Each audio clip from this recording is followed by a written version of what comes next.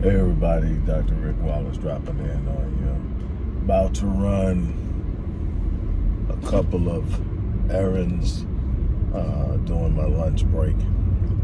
So you guys are going to take a quick ride with me. I want to, first of all, remind you guys about the fundraiser we're having for Black Men Lead Rite of Passage initiative and wraparound services provided to young black males.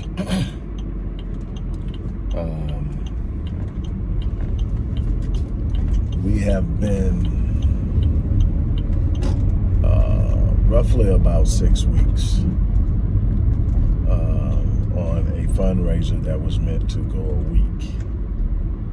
I'm not going to get into all the details, but the work that we do is intensive and expansive and consistently and constantly expanding in scope.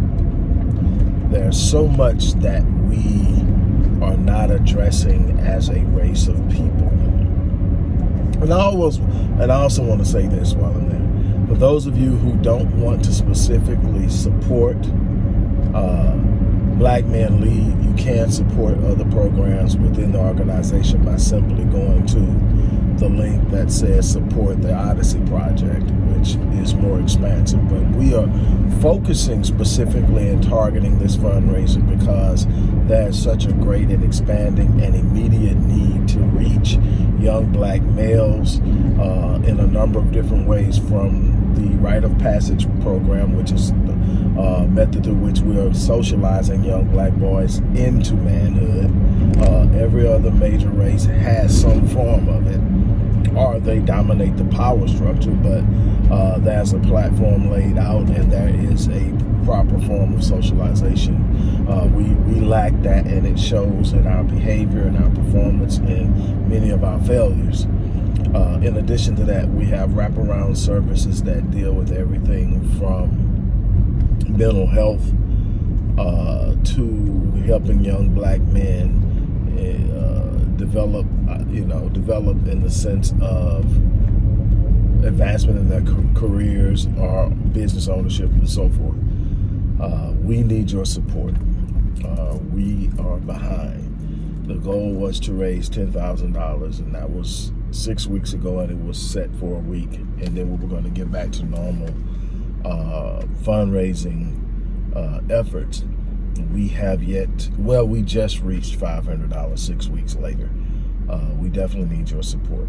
If you followed me, if you know the work I do, if you've paid attention to the energy and effort I've put into my passion for my people over the last 30 years, and you believe in what I'm doing, I'm asking you to help us reach that goal this week. I want to put this behind us and move on to the next thing, because there's so much going on, and the energy and effort that's put into this definitely has an impact and interferes with so much more that needs to be done. But I started it and I'm going to finish it.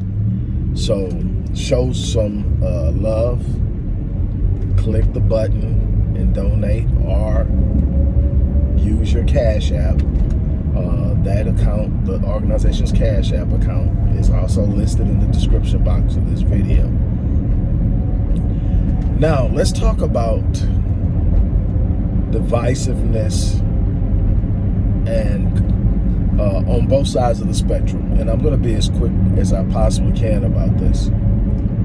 One of the most effective tools or instruments or weapons that is used to keep the black collective at bay is division, using a number of different divisive methods. You've got division among black men and black women. And don't get me wrong, there's a lot of culpability in the things that we are concerned about in the way that we've dealt with each other over the last decades.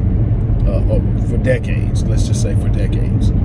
There's reality there. There are some hurt, there's some frustration, there's some disappointment, and it is real. And there's culpability to go around. But what we've got to understand is a lot of that was fueled and instigated by external forces that benefit from the divisiveness.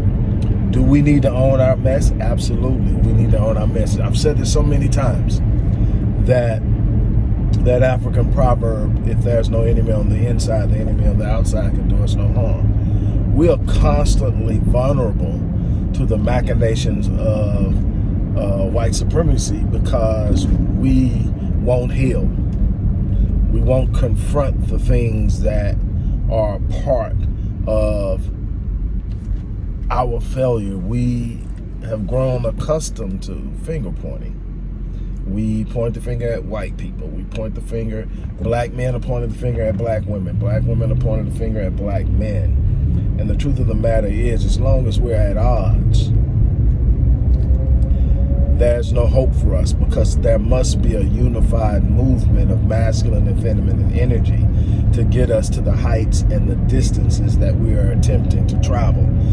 There's no way around that. But it gets more convoluted than simply black men against black women. Black man against black men. There's nothing more competitive than a black man trying to prove he's a man. Why? Because the black man has been commodified. The black man has been told that he is going to be measured by his financial success. So instead of unifying with others who are gifted, who are talented, who are creative, he avoids them, or he, in some instances, even attacks and maligns them because he sees them as competition. He sees them as someone that's going to take the spot that he's fighting for, not realizing that the united power together will create a place for him that he cannot get on his own. Oh, but it doesn't stop with the black man. You want to see some divisiveness? Watch catty black women go at each other and find everything wrong with one another, and not see the power in coming together into being a unified front. The only time that black women seem to come together is when they're pointing out the failures of black men. But when I look and I see so many things, and don't get me wrong, I know there are some of you out there, I work with some of you that are very good at supporting other black sisters, and there's some of you out there that are very good at big up in black men who are on their game. I'm not talking to you, I'm talking about the masses. I'm not talking to a bunch of people who are watching this video. It won't be you. You people are solid. I love you. You have been nothing but a source of inspiration and fuel to me in some of the most trying times. I'm talking about the whole. And the one thing that we have to stop doing is assuming that because we are okay, that the collective is okay, when the truth of the matter is the most affluent and successful us, the most aware and conscious of us are anomalies, meaning that there aren't that many of us.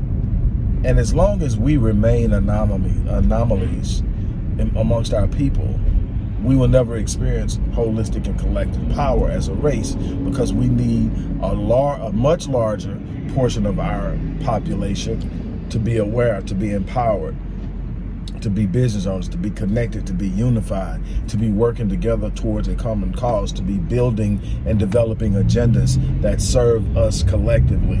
We need that. But we're going to have to break away from the natural proclivity to move against one another. It's a devastating force. It's dangerous, and we are going to have to do better. I'm not going to go on and on and on about this, but there is so much work to be done. I want to be a part of it. I want you to be a part of it. I want to develop programs that allow us to come together, that allow us to get past it. One of the things we're going to have to do is we're going to have to heal. We're going to have to heal from our trauma. We're going to have to get to a point where we are doing better mentally, emotionally, psychologically, and spiritually. And that's going to require healing. That's going to require a process of becoming whole again. And we're going to have to admit it, that we have to have this healing. And then we're going to have to create and resource it and facilitate it and participate in it and develop and move it forward. There's so much more that we can do if we heal. There's so much more we can do if we became whole. There's so much more we can do if we really truly search the depths of who we really are and start to live in the fullness of our identity. And I'm going to leave you on that note. And don't forget, if you love or appreciate the work we're doing, we need your support today. Click the link or go to the organization's page and the organization's Cash App and give. If you don't want to support Black Man Leads specifically, just click the link that says support the Odyssey Project and you can give generally. On that note, I'm out of here and you guys have an unbelievable day.